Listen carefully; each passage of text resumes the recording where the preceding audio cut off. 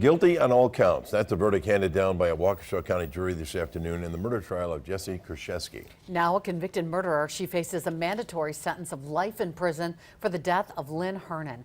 A jury found the 39-year-old guilty of first-degree intentional homicide for poisoning Hernan by putting eye drops in her water back in 2018.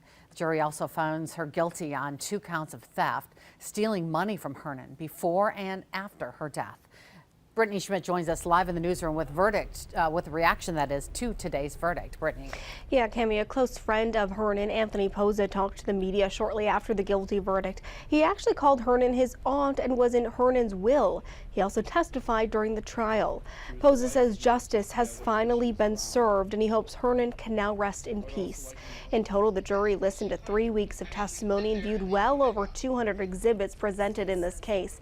During the 2 days of deliberations, jurors had several questions and asked to see exhibits mostly pertaining to the finances in this case. Today, around 1 p.m., the jury found Kurczewski guilty on all 3 counts.